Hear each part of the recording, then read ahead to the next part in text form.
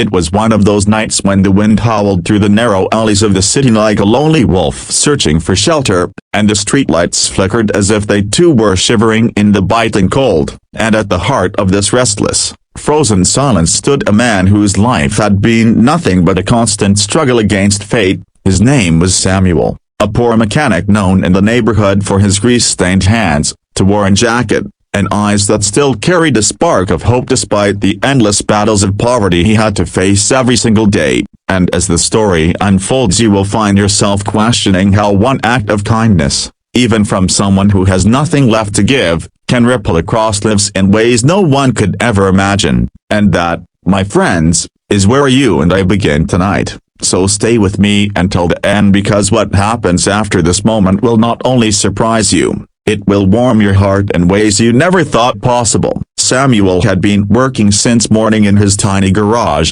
a place that smelled of oil, smoke, and desperation, where cars that no one else cared to fix ended up in his hands, because Samuel charged the least, sometimes even fixing things for free if the driver looked as broken as the vehicle itself. And though his earnings barely covered a plate of food and the rent for his run-down garage, he carried on because quitting meant giving up the last shred of dignity he had, and he wasn't ready to do that. That evening had been especially harsh. No customers, no spare coins jingling in his pocket, just the hunger gnawing at his stomach and the weight of bills he couldn't pay pressing on his shoulders like a mountain. But Samuel was used to hunger, used to wearing the same patched-up boots through winter after winter, used to silence in his stomach when others feasted, and yet nothing had prepared him for what he was about to see on his way home. He locked up the garage, wrapped his arms tighter around his thin body, and started the long walk through streets that seemed emptier than usual. And as he turned the corner near the abandoned bakery,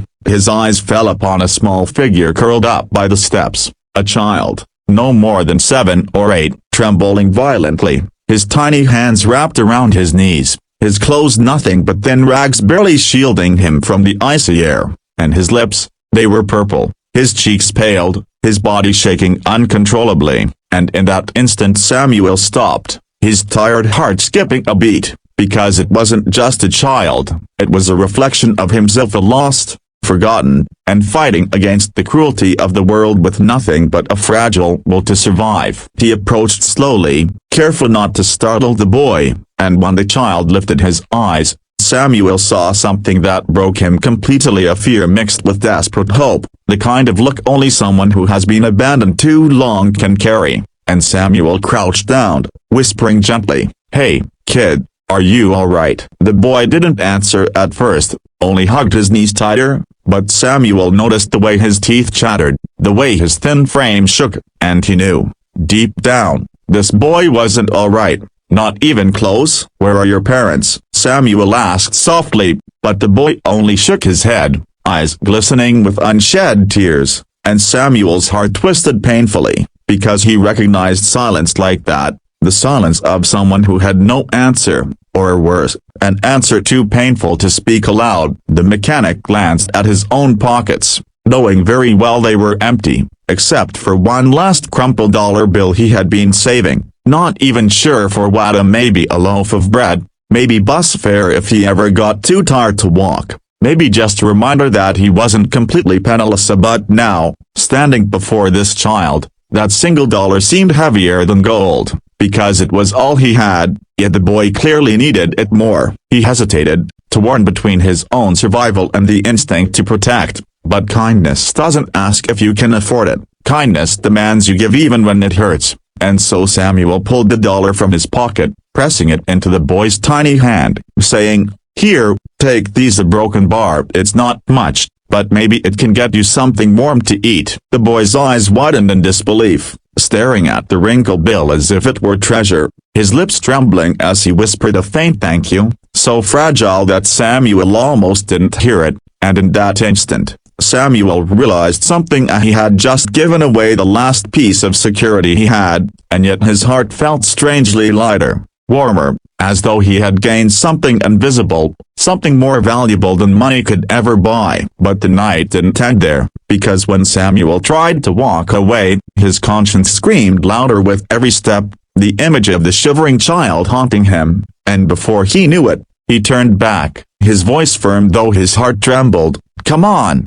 kid, you can't stay out here. It's too cold to Broken Bar, you'll freeze." The boy hesitated, clutching the dollar as if afraid Samuel might change his mind. But slowly, he stood, wobbling slightly on weak legs, and together they began walking through the frosted streets, two broken souls bound by the fragile thread of compassion. Samuel's apartment was nothing more than a single dimly lit room above his garage, with peeling wallpaper and a bed that squeaked if you breathed too hard. But to the boy, it felt like a palace, because for the first time in who knows how long, he wasn't alone in the dark, and Samuel, though hungry, handed the boy his only blanket, wrapping it around him tightly, whispering, "You're safe here, kid." That night, as Samuel sat awake on the cold floor, watching the boy finally drift into a restless sleep, he couldn't help but wonder what cruel twist of fate had brought this child into his life, and whether he could possibly change the boy's story even if he couldn't change his own. And though he didn't know it yet,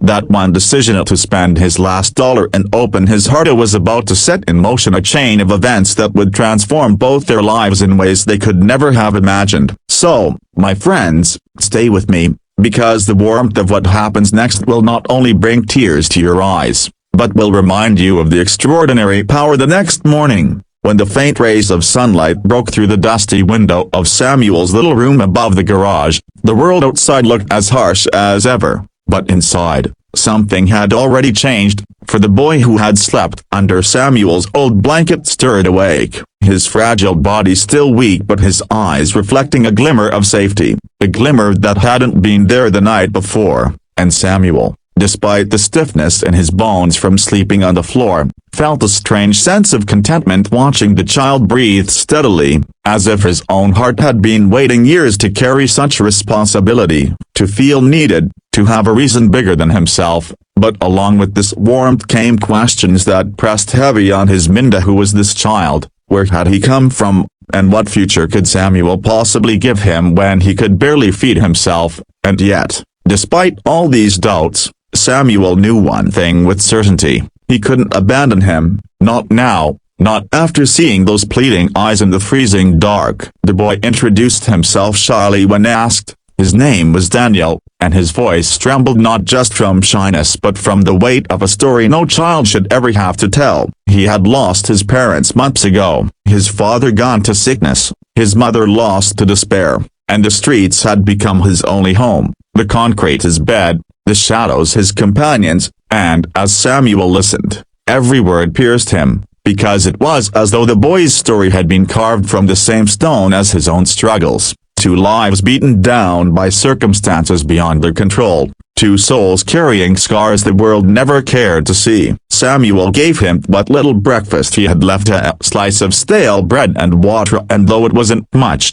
Daniel ate it as if it were a feast, and Samuel couldn't help but smile, though deep inside his chest he felt the ache of helplessness, knowing he had nothing more to give. But something inside whispered that sometimes the smallest acts, like sharing your last piece of bread, meant the world when given with love. The day carried on, and Samuel tried to return to work in his garage, fixing cars with tools that had grown rusty from years of overuse, while Daniel watched silently, his wide eyes following every move, as though the simple act of repairing broken things gave him hope that broken lives, too, could be mended. And Samuel, catching his gaze, felt something stir inside him, a quiet determination to teach, to guide, to protect, because maybe in giving Daniel a purpose, he might find his own. Days turned into weeks, and though life didn't suddenly shower them with riches, Samuel found his days brighter, his burdens somehow lighter, because now he wasn't walking alone.